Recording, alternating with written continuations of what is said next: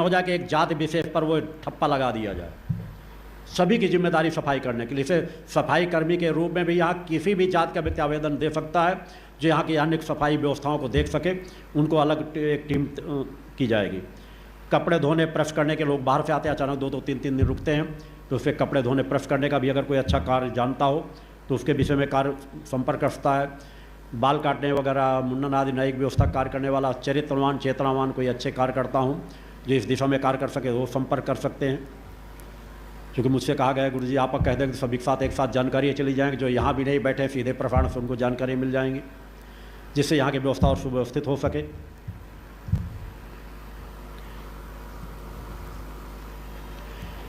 जहाँ समाज के बीच शिविरों के क्रम को मैंने विराम दिया, वहीं जिला स्तरीय चालीसा पाठ, प्रांतीय स्तरीय चालीसा पाठ ये बराबर गति में चलते रहेंगे।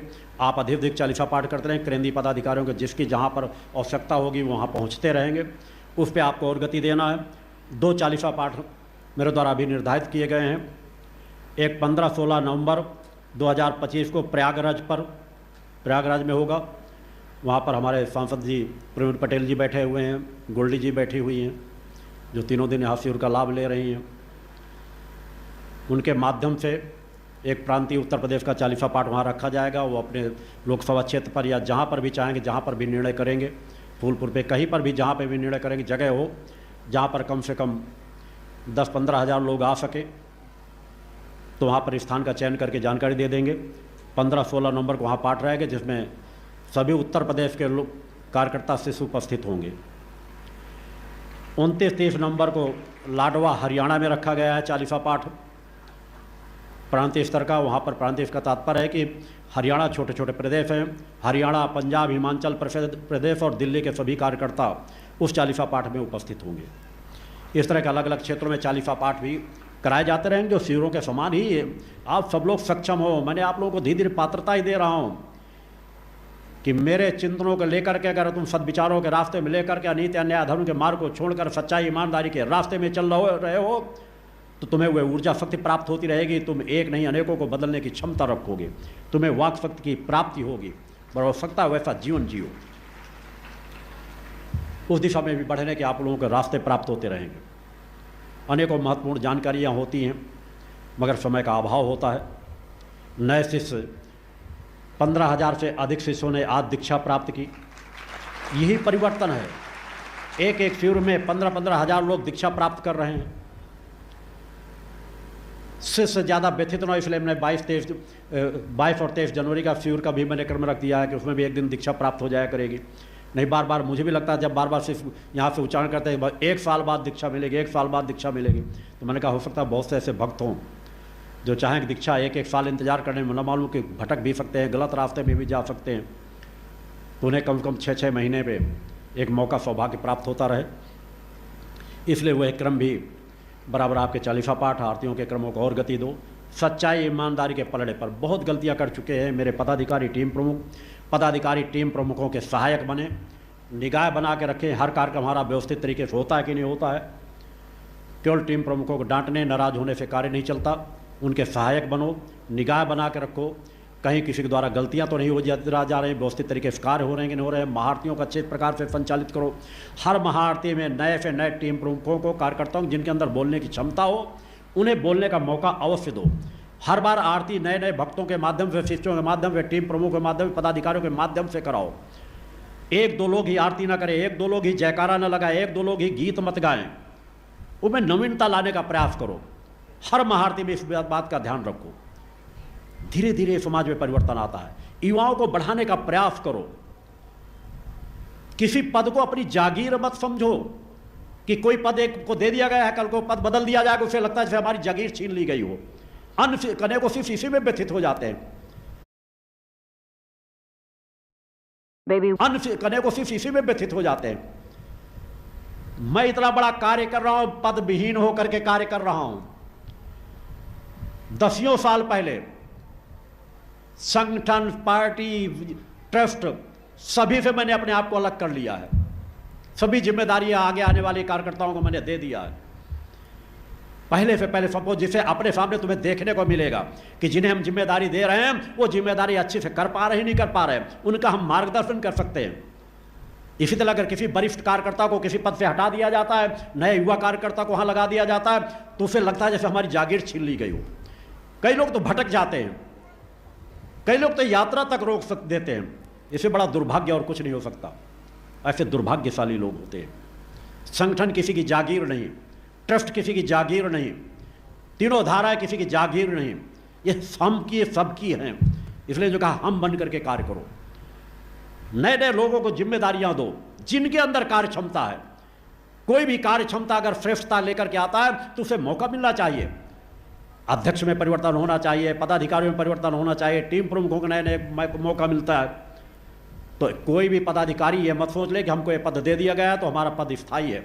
वैसे भी 7-8 साल से ज़्यादा मैं किसी को एक पद पे नहीं रहने देता, परिवर्तन कर देता हूँ। मगर अनेकों लोग होते हैं पद छीन लेने से ही उनको लगता है हमारा सब कुछ छीन गया। ये उनकी सोच होती है। क्योंकि संगठन है, संगठित विचारधारा से कार्य कर रहा, अपनी विचारधारा से मैंने कहा कभी समझौता नहीं करेगा, अपनी विचारधारा से दृढ़ता के साथ चलता रहेगा। इन छोटी छोटी बातें जिनमें आपको ध्यान रखना है। छुआछूत को बढ़ावा नहीं देना, जातीयता को बढ़ावा नहीं देना, हमको सबको मिल करके कार्य करना है।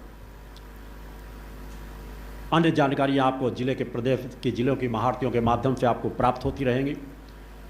महारतियों को सुव्यवस्थित तरीके से किया करें। जिस तरह आप कितने, वही कहते हैं ना, मेरे सामने सभी मेरे मर्यादित बच्चे बन जाते हैं, इससे बन जाते हैं। और नदी के बाद जाने के बाद महारतियों में कोई लड़ाई कर रहा है, कोई झगड़ा कर रहा है, छोटी मोटी गलतियाँ होती, सब जगह नहीं होती, मगर जो छोटी मोटी गलतियाँ होती, मैं कह रहा हूँ संगठन में वो भी ना हो। जहाँ पर मेरे मंच की स्थापना कर दी जाती है वहाँ पर मेरी उस उपस्थिति का हर पल एहसास करो। जिस तरह जो गलतियाँ तुम मेरे सामने नहीं कर सकते वहाँ नहीं करोगे, तभी उस ऊर्जा को पूरी तरह से प्राप्त करने का हमें अधिकार प्राप्त होता है।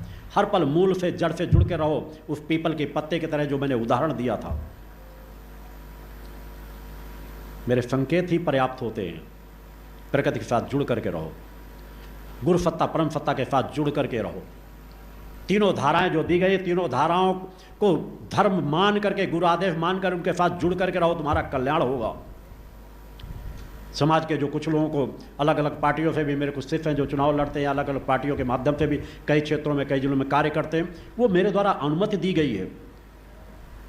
मगर आपको संगठन के आदेश का पालन करना है। किसी के साथ कोई विशेष परिस्थिति होती है, वो मुझसे आके मिलता है, मैं उसे ज्ञान दे देता हूँ कि उसको क्या करना चाहिए, क्या नहीं करना चाहिए। मगर संगठन के आदेश के साथ खड़े होना सीखो, संगठित होकर खड़े होना सीखो, तभी समाज के अनित अन्याय अधर्म को हम दूर कर सकेंगे। दिन प्रतिदिन अपने सत्य की ताकत को बढ़ाते रहो, एक न एक दिन सफलता तुम्हारे कदम अवश्य चूमेगी। उस दिशा में सबको मिलकर के कार्य करना है। कुछ और अनेकों जानकारियां हैं, मगर अब तो 22-23 जनवरी को मैंने एक सिर और बीच में दे दिया है, तो उन सिरों के माध्यम से भी जानकारियां प्राप्त होती रहेंगी। कार्यकर्ता ध्यान रखें, आश्रम का जब कोई शिविर हुआ करे तो कम से कम 10-15 दिन पहले कुछ कार्यकर्ता अपनी सेवाएं देने के लिए यहाँ उपस्थित जरूर हुआ करें। अब उन्हीं कार्यकर्ताओं को प्रमुख सेवाओं में लगाया जाएगा जो कम से कम शिविर के 3 महीने पहले अपनी पूरी सूचना यहाँ दे देंगे कि हम इस कार्य व्यवस्था के लिए कार्य करेंगे, जानकारी दे देंगे किस तारीख को पहुँच रहे हैं। उनको अलग अलग जिम्मेदारी की कार्यकर्ताओं के लिए भी मैं अब अलग एक पूरी व्यवस्था दे रहा हूँ, जो उस जिम्मेदारी का निर्वहन करने के लिए कुछ चीज़ों का संकल्प लेकर जीवन की यात्रा तय करेंगे, उन्हें ही वे सेवाएं मिला करेंगी। क्योंकि हमें हर पल अपनी व्यवस्थाओं को और सुव्यवस्थित स्वरूप देना है। यहाँ पर स्टॉल जो लगते हैं, यहाँ पर यहाँ की कुछ व्यवस्थाएं, मैंने कहा जिस तरह कुछ समाज के दिए हुए एक भी दान के पैसे को केवल समाज सेवा के कार्य में लगाया जाए तो उसका उपयोग कोई नहीं करता, बल्कि जो व्यवसायिक क्रम भी चल रहे हैं उन व्यवसायिक क्रम की आने वाली अधिकांश आय समाज सेवा के कार्य में लगती है, आश्रम के ही कार्य में लगती है। 2-3 दुकानों का भी जो यहाँ पर भी संचालित करने के लिए, एक वस्त्रालय के एक संचालन करने के लिए शीघ्र ही 1 महीने के अंदर किसी दूसरे का निर्णय किया जाएगा। तो जो भी आवेदन देना चाहे दे सकते हैं, जो उपयुक्त होगा उसे दिया जाएगा। आयुर्वेद दुकान का भी यहाँ संचालन करने वाला जो व्यक्ति यहाँ के नियमों के आधार पर संचालित कर सके वो यहाँ जानकारी दे सकता है। उन नियमों की अगर पूर्ति कर रहा होगा तो उसे मौका दिया जाएगा। इस तरह की 1-2 और क्रम है, वह संपर्क यहाँ कार्यकर्ताओं से कर सकते हैं। ये हमारी सभी उसी व्यवस्थाओं से जुड़े हुए क्रम हैं। संतुलन का जीवन जिए, मर्यादाओं का जीवन जिए, अपने कर्तव्यों का पालन करें। गुरु आदेशों पर चलने से कभी शिष्य को कोई क्षति नहीं उठानी पड़ती।